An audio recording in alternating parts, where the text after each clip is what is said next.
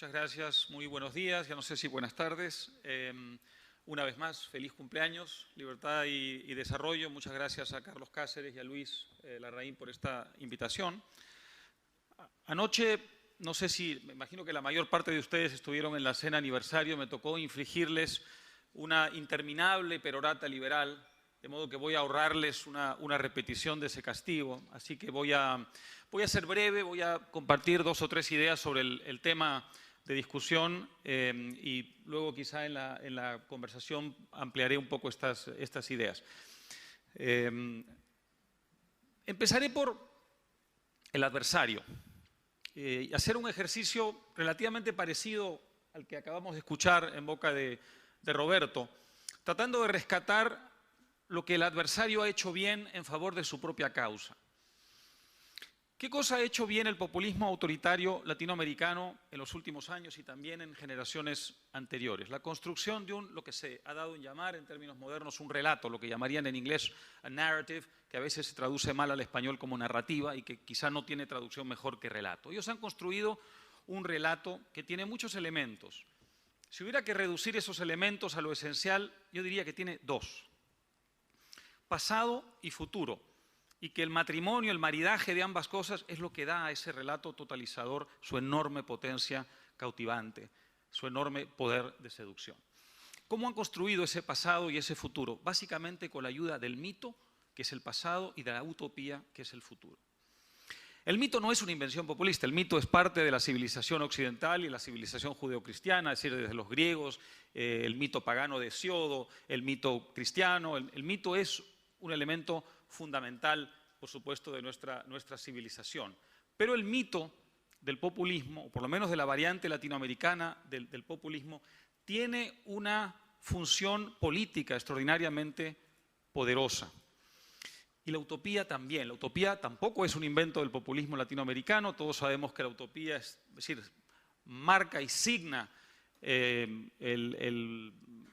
incrustarse de América Latina en la conciencia universal con el encuentro a través del descubrimiento de América hace medio milenio de Europa y América Latina. Es decir, la utopía en cierta forma es constatada o se ve constatada por el descubrimiento de América Latina en la imaginación, en el imaginario de una Europa que estaba encontrando o que estaba buscando aquello que creyó encontrar cuando se topó con estas costas y estas tierras. De modo que la visión de Tomás Moro, la visión de Campanella, todo eso pareció de pronto confirmarse con el surgimiento de este nuevo continente que se incrusta en la imaginación de Occidente, que expande no solamente la geografía, sino sobre todo la geografía mental, la geografía de la imaginación. De modo que tampoco es un invento del populismo latinoamericano, es parte de la civilización occidental, es parte de la historia. Pero el populismo convierte la utopía, como convierte también el mito del pasado, en un poderosísimo instrumento de acción política. ¿Y qué cosa hace el relato populista? El relato populista inventa, mitifica un pasado que realmente no existe y que introduce en su clientela política un enorme sentimiento de orgullo, pero también una herida. Porque el mito es siempre un pasado que alguien le robó. De modo que es una injusticia que alguien tiene que corregir. Y entonces, digamos, la función de la utopía es, de alguna manera, el anverso de esa moneda cuyo reverso es el mito del pasado. ¿Por qué? Porque lo que va a corregir esa injusticia histórica, lo que va a cerrar esa herida que está incrustada en el mito es, por supuesto, la utopía. Es ese futuro que algún día llegará y que el redentor del pueblo, que es el caudillo demagógico, es el único que está en condiciones de hacer llegar. Por supuesto, ese futuro nunca llega, pero ahí está la clave de todo. El poder extraordinario de seducción de la utopía populista es que nunca llega, pero está tan incrustada en el imaginario de la clientela del caudillo populista que esa clientela está dispuesta a soportar muchísimos sacrificios. Y de allí que uno se plantee desde el liberalismo cómo es posible que el chavismo todavía tenga 30 y tantos % de votantes en la Venezuela de hoy, suponiendo que eso es más o menos lo que tiene. ¿Cómo es posible que hace pocos años tuviera 40 y 50 y 60%? Porque es un pueblo en el que han incrustado esa idea del mito del pasado, que es una herida que hay que corregir, una injusticia que hay que enmendar y la utopía del futuro, que el caudillo es el único que puede, digamos, construir en la imaginación de la gente y que vale todos los sacrificios. De modo que ese relato es de un poder extraordinario. Desde luego lo describo así en términos que parecen invencibles y que de algún modo inspiran el derrotismo. No, porque al final la realidad es siempre más poderosa que la utopía y es más poderosa que el mito, y tarde o temprano los pueblos en los que han incrustado esta idea del mito y la utopía terminan desengañándose, desilusionándose y desencantándose, y se abre la oportunidad extraordinaria que se acaba de abrir en América Latina. Pero para llegar ahí hemos tenido que atravesar un largo periodo de irrealidad política y estamos enfrentados desde el liberalismo a ese adversario extraordinariamente poderoso. Nosotros no hemos hecho nada parecido a lo que han hecho ellos. Han logrado además que forme parte de este relato absolutamente todo, no solo el discurso político, la cultura popular, por ejemplo, la telenovela. No sé si algunos de ustedes han tenido ocasión de escuchar a Ibsen Martínez, el escritor venezolano, al que aconsejo, si no ha venido nunca a Chile a dar conferencias, que Libertad y Desarrollo invite inmediatamente para que hable de muchas cosas, pero sobre todo de la telenovela latinoamericana como instrumento de adoctrinamiento populista. Fíjense ustedes qué interesante las telenovelas latinoamericanas lo que enseñan. Por ejemplo, la riqueza es siempre una cantidad ya establecida, es una cantidad dada y hay que luchar por ella. Es un juego de suma cero, o la tienes tú o la tengo yo. La riqueza no se crea, está allí y generalmente es ¿qué cosa? Una herencia. La telenovela latinoamericana es la pugna feroz por una herencia, que es un juego de suma cero. O te la llevas tú o me la llevo yo. No la podemos tener los dos, porque además no hay dos o tres herencias, hay una, y esa es la riqueza establecida. ¿Cómo se produce la movilidad social en la telenovela latinoamericana? El matrimonio del hijo de la familia rica con la empleada doméstica. ¿Por qué? Porque el hijo de la riqueza corrige a través del enamoramiento con respecto a la empleada doméstica esa gran injusticia histórica, el mito del pasado. Y lo corrige haciendo el acto más solidario de todos, que es enamorándose de su víctima, que es la forma de pedirle perdón, la forma de redimirla, ¿no es cierto?, de la injusticia de la que ella ha sido víctima, del despojo de que ha sido objeto. Entonces el matrimonio entre la clase A y la clase D, o la clase E, para hablar en términos de demoscopia electoral, es una forma de redención del pueblo al que una élite, ¿no es cierto?, ha infligido un gran castigo histórico. Entonces emprendemos el camino de la justicia social. El fútbol es otro instrumento poderosísimo del relato populista. Argentina es el caso perfecto. ¿Por qué Maradona no hubiera podido ser otra cosa que un populista y por qué Messi no hubiera podido ser otra cosa que yo lo llamo liberal? Me he apropiado de Messi olímpicamente. Bueno, porque Maradona se formó en la cultura del populismo y además después se fue a Nápoles, lo cual lo hizo doblemente populista. Y Messi se formó en la Masía, que es la institución liberal por excelencia. Es un mundo donde no hay fronteras, hay chicos de todos los países del mundo. No tienen fronteras físicas, no tienen fronteras mentales, todo depende de su esfuerzo, de su superación, de la conjugación espontánea en ese marco con reglas establecidas y muy sencillas de todo aquello que sean capaces de hacer y que sean capaces de lograr por cuenta propia. Por tanto, cuando Messi va a Argentina, los argentinos en el fondo tienen una relación de amor-odio con él, porque no es de los nuestros. Es culturalmente un extraterrestre, un marginal. En cambio, cuando Maradona expresa Argentina, está expresando lo más profundo de la cultura populista. ¿Y qué rol extraordinario ha jugado Maradona en los últimos, yo no diría años, décadas, en incrustar en el imaginario latinoamericano estas ideas populistas? Por eso lo utilizó también Fidel Castro, lo utilizó también Hugo Chávez, lo utilizó también el kirchnerismo. Sabían muy bien lo que estaban haciendo. Lo que a nosotros nos parecía un acto circense, una payasada de mal gusto, tenía una profunda lógica política y cultural. Y por eso cuando ustedes oigan hablar a la prensa argentina contra Messi, recuerden bien, en el fondo es un acto de desconfianza, de complejo populista frente a la excelencia liberal. Con esto a lo que voy es básicamente que todo en el relato populista, todo vale. No hay área de la vida social, incluso la vida privada, que no forme parte del relato populista. De esa magnitud es el adversario al que nos enfrentamos. ¿Qué tenemos en la otra orilla? Bueno, vayamos a dos experiencias latinoamericanas o dos momentos latinoamericanos de centro-derecha, más o menos liberales, más o menos conservadores, y tratemos de rescatar en ellos lo que hubo como respuesta. Los años 90 y la década de 2000. Los años 90 fueron la década neoliberal. A mí no me gusta ese término, yo no conozco a ningún neoliberal. Conozco liberales, conozco antiliberales, yo no conozco a un neoliberal. ¿Qué pasó en los años 90? Pasó una enorme contradicción. Gobiernos que hicieron reformas que había que hacer y gracias a esas reformas en gran parte, no solo a la parte alta del ciclo de los commodities, vivimos unos años después, con un natural efecto retardado, la gran bonanza de la clase media emergente latinoamericana. No fue solamente la parte alta del ciclo de los commodities, fue también un conjunto de reformas que se hicieron en los años 90.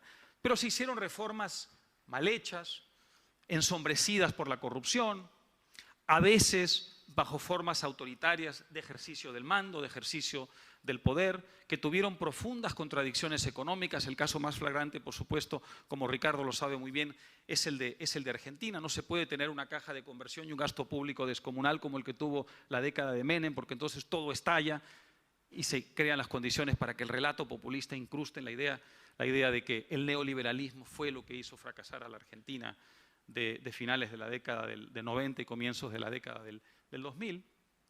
Y entonces, ¿qué pasó?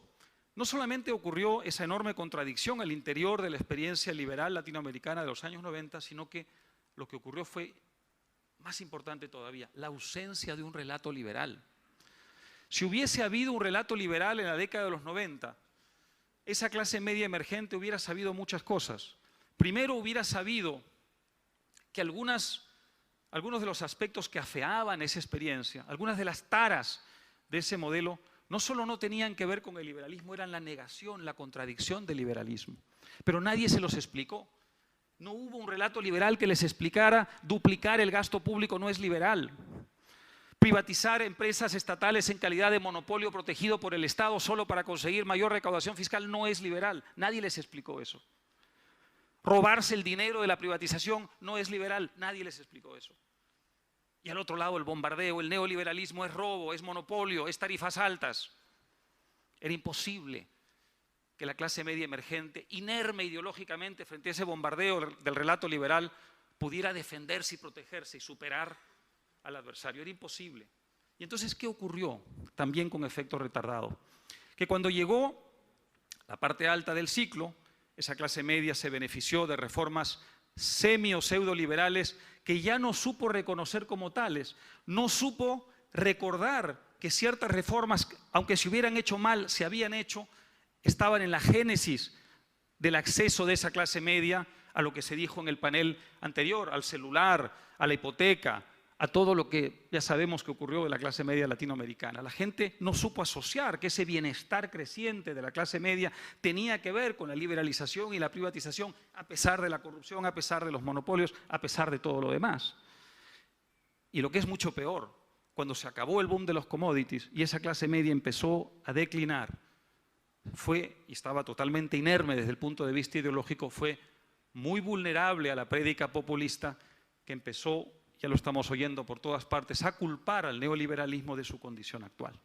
Y en parte por eso hemos visto en la clase media emergente chilena, parcialmente, felizmente, porque hay una mayoría silenciosa, que ya no está tan silenciosa, que ha contrarrestado ese efecto, pero la hemos visto dejarse llevar por el canto de sirena de una izquierda radicalizada, en la que increíblemente el Partido Comunista ha jugado un rol significativo en pleno siglo XXI. De modo que yo achaco mucho de lo que está pasando, muchos de los retos y desafíos que como liberales tenemos en el campo de las ideas, a la ausencia de un relato liberal en los años 90. Fue una gran oportunidad perdida.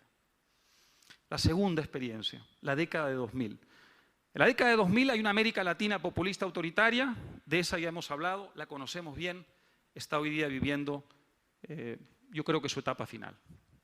Pero hubo otra, hubo la de la Alianza del Pacífico, hubo la de los países mejor gobernados, la de países donde se había creado un cierto consenso entre centro-izquierda y centro-derecha gracias a esas reformas, por mal que hubieran estado hechas en la década de los 90, pero que por fin rendían frutos y generaban esta clase media, que es la clave de una sociedad libre y moderna, porque es aquella que tiene acceso a la propiedad, acceso a la empresa y razones para defender la continuidad del modelo. ¿Pero qué pasó? La complacencia, creo que esta palabra se pronunció en el panel anterior, la complacencia, ausencia de reformas, con algunas excepciones, y aquí hay dos presidentes que lo son. En general, la complacencia. Buenos gobiernos latinoamericanos que no hacían reformas, que sucumbieron simplemente a esa modorra, ¿no es cierto?, ideal de no hacer nada y simplemente cosechar los frutos de una experiencia anterior que había empezado, gracias al boom de los commodities, a reflejarse en unos ciertos niveles de vida ascendentes. Y esa complacencia tenía dos peligros. El primero, evidentemente, es que tarde o temprano el boom de los commodities iba a desaparecer, se iba a disipar, como siempre ha ocurrido. Son ciclos, baja, sube, tarde o temprano tenía que bajar. Y este era un primer problema. Y el segundo problema es que perdimos una segunda ocasión para fomentar un discurso y un relato liberal. Era la gran ocasión, porque era la ocasión en la que con un poquito de eficacia en el discurso ideológico hubiéramos podido hacer entender a la gente que empezaba a acceder al celular y a la hipoteca y al auto comprado a plazos y a todos esos beneficios de la vida del mercado con las reformas que se habían hecho unos años antes, aunque estuvieran hechas con todas las taras que ya sabemos en el sentido liberal. Si hubiéramos logrado que la clase media y esas reformas se asociaran unas y otras en la imaginación de la gente, quizá habríamos preparado mejor ideológicamente a la clase media para la parte baja del ciclo, para lo que está pasando ahora. Como no lo hicimos, esa clase media es vulnerable hoy a la prédica de populistas que les van a contar el cuento de que lo que está pasando es hijo de el neoliberalismo de los años 90 y el neoliberalismo de los países de la Alianza del Pacífico. Para terminar, estamos hoy ante una tercera gran oportunidad y no la desperdiciemos. ¿Qué está pasando? No les voy a contar en detalle lo que ustedes saben mejor que yo. Se ha hecho trizas el relato populista en Venezuela, en Argentina, las experiencias autoritarias, en Brasil, una experiencia no autoritaria, pero que tiene todas las otras dimensiones del populismo latinoamericano. Se está haciendo trizas, ha explosionado, se está creando una extraordinaria oportunidad para el liberalismo. No es un péndulo, no es un tránsito, como se empieza a decir, de la izquierda a la derecha o del populismo al liberalismo, no. Es prematuro anunciar eso. Es un tránsito del populismo autoritario al mercado de las ideas. Porque en el alma de Macri, en el alma de Leopoldo López o quien sea el día de mañana el presidente o la presidenta de Venezuela, en el alma de eventualmente Aécio Neves en Brasil, si cae Dilma, o si no cae también, porque tarde o temprano le tocará al Partido de la Socialdemocracia gobernar, probablemente será Aécio el próximo presidente. En el alma de ellos hay y habrá en los próximos años un tremendo debate de ideas. Porque ninguno de ellos tiene convicciones absolutas con respecto a lo que hay que hacer. Tienen intuiciones, tienen un sentido de la realidad, tienen información, han viajado por el mundo, pero ninguno de ellos es un ideólogo. Son gente que está allí para ser convencida. Y en el alma de cada uno de ellos hay un mercado de ideas, como la hay en la sociedad. Hemos pasado del autoritarismo populista que monopolizaba el mundo de las ideas en esos países a un mercado de las ideas donde está el liberalismo compitiendo con otras por el alma de esa gente, para utilizar, estoy parafraseando aquel famoso libro de Guiarda sobre el alma latinoamericana a lo largo de los últimos 5 siglos. Bueno, pues qué extraordinaria oportunidad para que construyamos nosotros el relato liberal en este nuevo mercado de las ideas. Vamos a competir con ideas de izquierda, con ideas populistas, con ideas socialdemócratas, con todo tipo de ideas.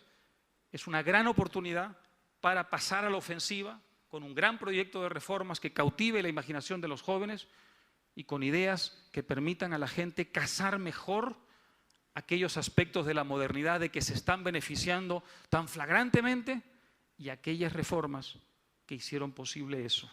Pero también una promesa de futuro que les haga ver que la posibilidad de estar en el primer mundo hoy día ya no es una utopía, sino algo que está perfectamente al alcance de la mano. Pero eso requiere no solo acción, requiere también un ejercicio de imaginación política que solo un buen relato liberal será capaz de construir. Y yo creo que estamos ante una excelente oportunidad para librar esa fascinante y esa apasionante batalla, y muchos de los que están aquí, estoy seguro, serán capaces de eso en los próximos años. Muchas gracias.